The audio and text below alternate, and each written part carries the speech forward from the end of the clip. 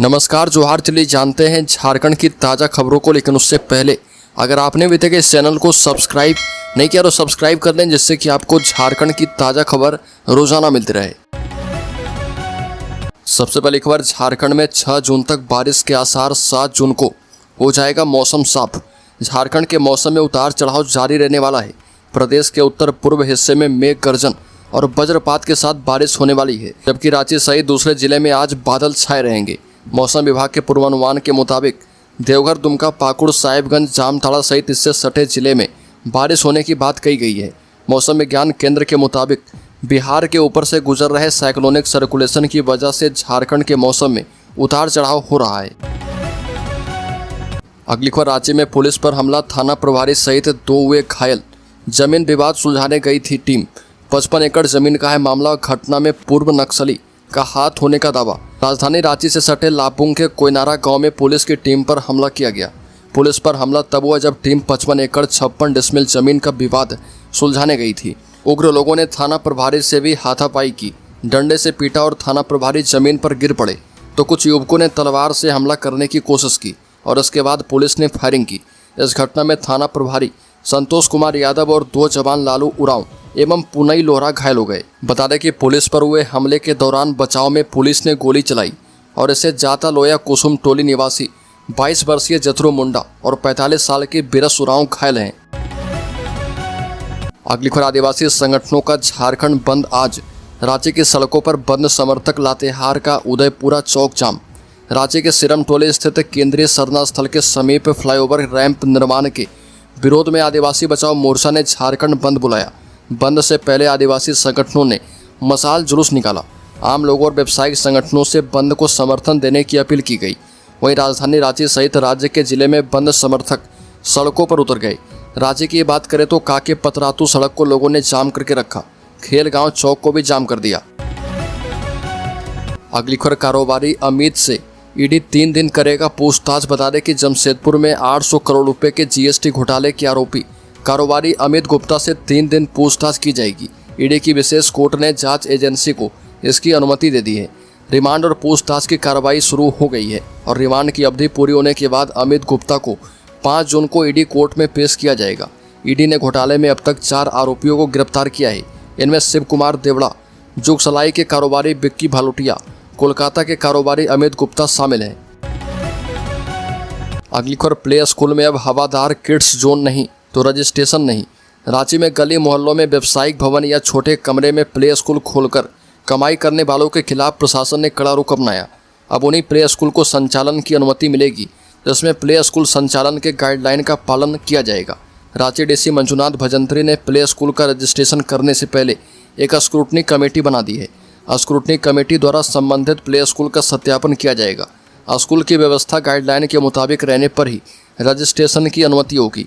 अगर play school हवादार, खेल का छोटा मैदान, किड्स जोन सहित अन्य सुविधाएं नहीं रही तो ऐसे संचालकों को स्कूल चलाने की अनुमति नहीं दी जाएगी। बता दें कि रांची सहित कई जिले में प्ले स्कूल रूलबुक की धज्जियां उड़ रही है। प्राइम लोकेशन में स्थित कुछ प्ले स्कूलों में रजिस्ट्रेशन के लिए निर्धारित मापदंड का पालन तो हो रहा, लेकिन गली कूचे में चल रहे अधिकतर प्ले स्कूलों में नियमों का पालन नहीं किया जा रहा। न ही पर्याप्त संख्या में सीसीटीवी कैमरे लगाए गए हैं। फायर सेफ्टी का भी ख्याल रखा नहीं गया है। अगली खबर, झारखंड मुख्यमंत्री मैया सम्मान योजना के लाभुकों के इंतजार की घड़ियां खत्म। सामाजिक सुरक्षा विभाग ने भुगतान की तैयारी पूरी कर ली है और उनके खाते में 2500 रुपये आज से पहुंचने शुरू हो चुके हैं। अगले 1 से 2 दिन में जमशेदपुर के करीब 2,64,000 लाभुकों के खाते में सम्मान राशि पहुंच जाएगी। फिलहाल सभी लाभुकों को अप्रैल की राशि का भुगतान किया जा रहा। सभी लाभुकों के खाते में अप्रैल की राशि जाने के बाद 20,000 से अधिक सत्यापित लाभुकों के खाते में जनवरी से मार्च की बकाया राशि का भुगतान किया जाएगा। दरअसल जमशेदपुर जिले के करीब 77,000 लाभुक ऐसे हैं जिन्हें दिसंबर की सम्मान राशि तो मिली, परंतु जनवरी, फरवरी एवं मार्च महीने की एकमुश्त सम्मान राशि यानी 7500 रुपये नहीं दी गई। अगली खबर, मोदी सरकार के 11 साल पूरे होने पर 5 से लेकर 30 जून तक कई कार्यक्रम आयोजित करेगी बीजेपी।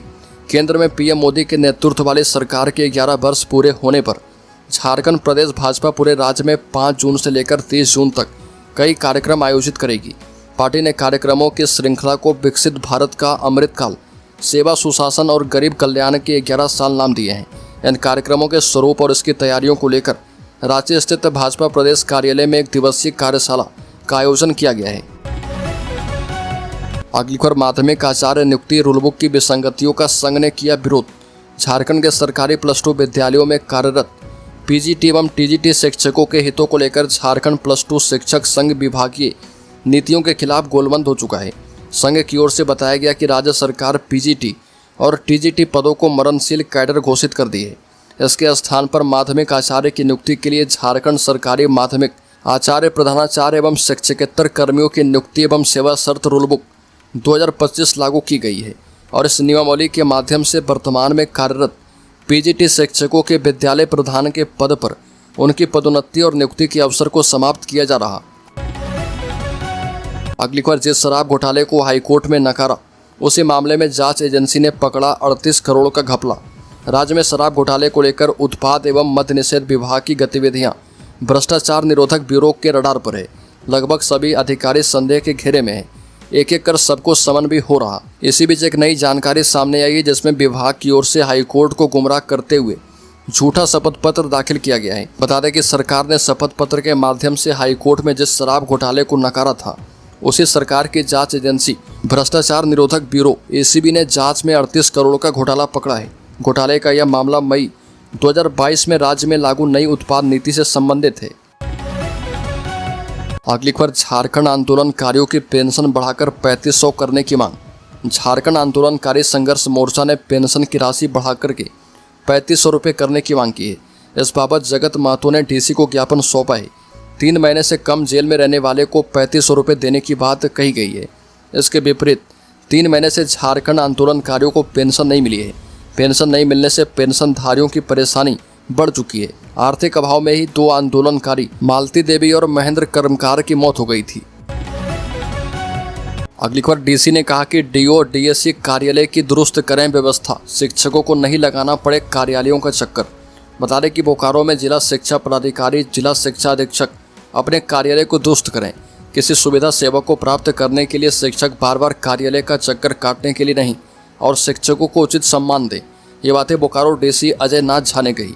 बता दें कि समाहरणालय सभागार में समग्र शिक्षा अभियान एवं मध्याह्न भोजन के लिए आयोजित जिला स्तरीय सामाजिक अंकेक्षण की जन सुनवाई की गई और डीसी श्री झा प्रधानाचार्य प्रखंड कार्यक्रम पदाधिकारी को संबोधित कर रहे थे। अगली खबर, झारखंड में एसआईटी को बड़ी सफलता। धनबाद में पकड़े गए 4 डकैत 15 केस में थे वांटेड। झारखंड एसआईटी को बड़ी कामयाबी मिली है। धनबाद के बालीडी ओपी क्षेत्र के मानगो में रेस्टोरेंट संचालक के घर 31 जनवरी रात डकैती में शामिल 4 अंतर प्रांतीय डकैतों को एसआईटी ने गिरफ्तार किया है। अपराधियों के पास से एक लोडेड पिस्टल, 2 बाइक, मोबाइल और डीवीआर बरामद किया गया। ऐसे आरोपी उस घर से घटना के बाद साथ ले गए थे। गिरफ्तार आरोपी धनबाद जिले के कतरास स्थित तेलिया बांध निवासी असगर अंसारी, कतरास गोया बांध निवासी सलमान अंसारी, धनबाद गोमो बस्ती निवासी जमालुद्दीन अंसारी और धनबाद हरिहरपुर निवासी राजू सोनार को न्यायिक हिरासत में भेज दिया गया है। अगली खबर, डॉक्टर लंबोदर महतो ने कहा कि बिना आरक्षण रोस्टर क्लियर किए हो रही होमगार्ड की बहाली। आजसू पार्टी के केंद्रीय महासचिव और पूर्व विधायक डॉक्टर लंबोदर महतो ने आरक्षण रोस्टर क्लियर किए बगैर होमगार्ड बहाली पर आपत्ति व्यक्त की है। उन्होंने झारखंड होमगार्ड रूल बुक 2014 में संशोधन करने के बाद बहाली की प्रक्रिया शुरू करने की मांग की। उन्होंने कहा कि जिस प्रकार से होमगार्ड बहाली की प्रक्रिया अपनाई जा रही है, उससे झारखंड के अनुसूचित जनजाति, अनुसूचित जाति, पिछड़ा वर्ग, अति पिछड़ा वर्ग एवं आर्थिक दृष्टिकोण से पिछड़ा वर्ग के लोग बहाली से बाहर रह जाएंगे। अगली खबर, अब झारखंड में बच नहीं पाएंगे फरार अपराधी। पकड़ने के लिए बनाया गया गजब का प्लान। गृह विभाग से नया नोटिफिकेशन जारी किया गया। बता दें कि राज्य में माओवादी उग्रवादी की तरह अब फरार अपराधियों की धरपकड़ के लिए झारखंड पुलिस आम जनता से सहयोग लेगी। फरार अपराधियों पर दर्ज केस के आधार पर इनाम की घोषणा की जाएगी। ऐसे अपराधियों को ग्रेड ए से लेकर ग्रेड ई तक यानी 5 ग्रेड में बांटा जाएगा। ऐसे अपराधियों पर 2 लाख रुपए से लेकर 30 लाख रुपए तक के इनाम की घोषणा होगी। राज्य मंत्रिपरिषद की 8 मई की बैठक में ली गई स्वीकृति के बाद अब गृह कारा एवं आपदा प्रबंधन विभाग ने भी संकल्प जारी कर दिया है। अगली खबर, झारखंड के डीजीपी की रोकी गई सैलरी। रिटायरमेंट को लेकर सामने आई एक और खास जानकारी। महालेखाकार के रिकॉर्ड में भी डीजीपी अनुराग गुप्ता 30 अप्रैल 2025 को सेवानिवृत्त हो चुके हैं। यही वजह है कि पूरे महीने काम करने के बावजूद उन्हें मई महीने का वेतन नहीं मिला है। उनका पे स्लिप जारी नहीं किया गया। केंद्र सरकार ने भी डीजीपी अनुराग गुप्ता की अवधि विस्तार को नहीं माना है। केंद्रीय गृह मंत्रालय ने राज्य सरकार को पूर्व में 3 बार पत्राचार कर अनुराग गुप्ता को डीजीपी के पद से हटाने का निर्देश दिया है। गृह मंत्रालय ने भी उन्हें 30 अप्रैल 2025 से सेवानिवृत्त माना है। केंद्रीय गृह मंत्रालय ने सबसे पहले 22 अप्रैल 2025 को ही राज्य सरकार को पत्र लिखकर बता दिया था कि अनुराग गुप्ता 30 अप्रैल को सेवानिवृत्त हो जाएंगे। अगली खबर, इरफान अंसारी ने कहा कि गरीबों के आयुष्मान कार्ड को एटीएम समझने की भूल ना करें वरना कार्रवाई तय है। रांची के एक निजी होटल के सभागार में all India health care providers के कॉन्क्लेव का आयोजन किया गया और इसमें राज्य भर के निजी अस्पतालों के प्रतिनिधि, प्रबंधक एवं चिकित्सक शामिल हुए। कॉन्क्लेव में आयुष्मान भारत योजना के तहत राज्य भर के निजी अस्पतालों के लंबित बिलों के भुगतान पर चर्चा की गई। कॉन्क्लेव में बतौर मुख्य अतिथि के रूप में शामिल स्वास्थ्य मंत्री डॉक्टर इरफान अंसारी ने सभी अस्पतालों प्रबंधकों की समस्याएं गंभीरता से सुनी और इस पर सख्त रुख अपनाते हुए विभाग को 1 दिन के भीतर लंबित बकाया बिलों को भुगतान करने का निर्देश दिया। अगली खबर, वक्फ संपत्तियों के रजिस्ट्रेशन के लिए पोर्टल लॉन्च करेगी सरकार। केंद्र सरकार 6 जून को उम्मीद पोर्टल लॉन्च करने जा रही। इसका मकसद वक्फ संपत्तियों के बेहतर प्रबंधन और पारदर्शिता को बढ़ावा देना है। उम्मीद का पूरा नाम यूनिफाइड वक्फ मैनेजमेंट एम्पावरमेंट, एफिशिएंसी और डेवलपमेंट होगा। सूत्रों के मुताबिक पोर्टल लॉन्च होने के 6 महीने के भीतर सभी वक्फ संपत्तियों को रजिस्टर करना अनिवार्य होगा। इस पर संपत्तियों का पूरा विवरण देना होगा, जैसे लंबाई, चौड़ाई और जियो टैग की गई लोकेशन। अगर किसी संपत्ति का नाम किसी महिला के नाम पर दर्ज है तो उसे वक्फ संपत्ति घोषित नहीं किया जा पाएगा। अगली खबर, झारखंड के शेयर होल्डर्स इन्वेस्टर्स के लिए सेंसेक्स में 100 अंक से ज़्यादा की तेजी 80,900 पर कारोबार कर रहा। निफ्टी भी 50 अंक चढ़ा। शेयर बाजार में 4 जून को तेजी दर्ज की गई है। सेंसेक्स 100 अंक की बढ़त के साथ 80,858 के स्तर पर कारोबार कर रहा।